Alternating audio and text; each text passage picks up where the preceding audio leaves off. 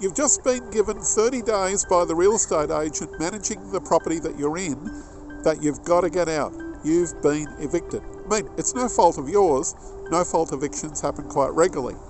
And it may very well be that the owner of the property wants to do up the place and to renovate it and then rent it out back again at a much higher price. After all, that happens quite a lot at the moment too. So where does that leave you? You know, with a situation where there's only 1% vacancy rate out there, there's limited funds, you might even have to apply for up to 50 properties just to finally get into one, maybe more. What do you do? Well, I've survived a situation like this twice, quite a number of years ago, and I'm going to tell you a little bit of my story and how it can help you in overcoming a difficult situation like this that you might be going through right now. In Australia, it's not easy to look around for another place to rent at the moment. Now, there's a whole lot of things happening at the moment that's making it really, really difficult. You know, for example, we've got a lot of immigration coming into the country, something like 400,000 applicants that are landing on the doorstep here over the coming year. On the other side of the coin, we've got a cost of living crisis with inflation currently running at just over 5%. On the other case, we've got something like over a dozen Reserve Bank interest rate rises, which is pushing up rents along the way, higher and higher and higher. And we've got a shortage of stock out there where there's something like less than 1% available, and if you're in country areas, sometimes less than 0.5% or even lower still, 0.1% of available stock out there for people to move into if they have to change address.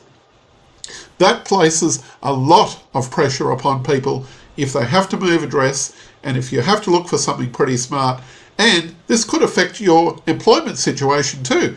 Not forgetting the fact that if you have to look around for a place to live, do you maintain the work that you've currently got?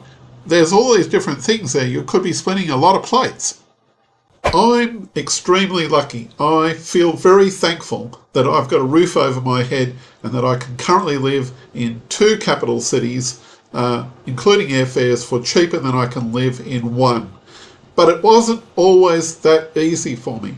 Quite a number of years back, I went through a situation where my rent went up by 50%, and even though I had a fair bit of warning that this was going to happen, I had to move out and find a place quick. And the only thing I could wind up doing was couch surfing at a friend's place. And essentially, this good friend of mine, I actually had her as a client quite a number of years back doing some marketing work and so forth. And she let me sleep in the office area of her place. And I slept on a fold-up mattress on the floor.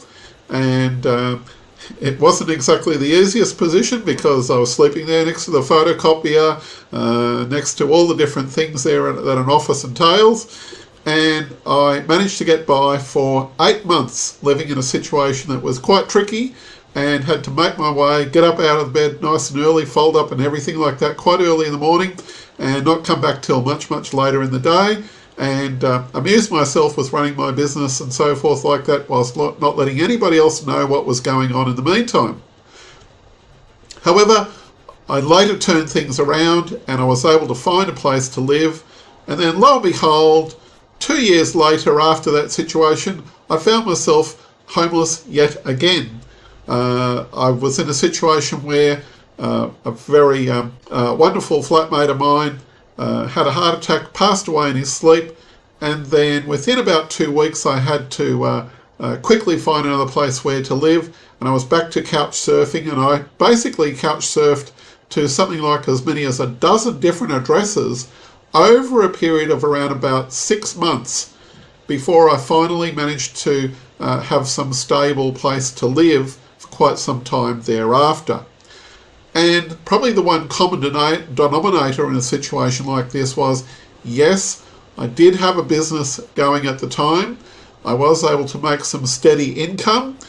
And also when I was finding myself in a dire situation, I put out an email to something like well over 2,000 people on my email list. And I said, hey, look, has anybody got a spare room they can put me up in? And bang, I got back a ton of responses and I was able to choose where to go. Now, I wouldn't say that this would be something that everyone could be in a position to where they could put their hand up and say, hey, can you help me out, buddy? And I was lucky by having a database, by having a business that was quite social, because I run a lot of social events, and I was able to say, hey, I need some help right now, and I'm not mucking around, but I need some help. Can you help me out? And I was able to dodge what would have been a very difficult situation at the time.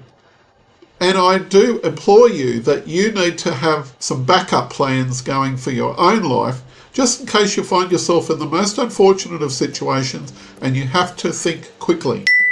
If you're in the right type of business, essentially a business that allows you to email the people that regularly frequent your events or things that you do, that's going to be a vital help for you should you fall on hard times. And the number of customer relationships that you've got out there can also be a great help for you in the future. If you live a life where you idolise being in total isolation, that where you idolise being the only one and that you can conquer all and do everything all by yourself, when you find yourself in a difficult spot, that's going to come back to bite you. Remember, most of the success that we get in this world is through being connected to other people. It is through being able to do things for other people. It is through being able to being willing to accept help from others as well. And also to be willing to contribute back to society so that you've got a connection with them and they've got a connection back with you. And your business is vital for that. You need to have a business that's going to give you any income regardless of what the situation is happening out there. And admittedly, there's lots of different things out there that can be unpredictable, but it is worthwhile taking a risk analysis of your business and your current situation so that at some level you have an idea or an inkling of what could happen just around the corner should things turn suddenly the other way. And that's why I say it's worthwhile nurturing your database, running regular events in your business. Even if you currently don't run events in your business, get connected to the people that are in your business. Get connected to those that work with you. And also to work out your situation so that you do have some money in the bank, or you have able to have access to funds there that can help you out at a short notice to be able to move quickly should you find yourself likewise in a homeless situation or a quick eviction where maybe your business has to pick up and move straight away because you're going to move office or you're going to move shop. You have to move and think really quickly. Where can you relocate? Where can you do something better? And can you get your finances in order and get yourself in order to make those things happen regardless of what's going on? This is David Newton speaking. By the way, have a look at some of these other videos that I've got. There's a little bit of extra inspiration to help you with your business right now.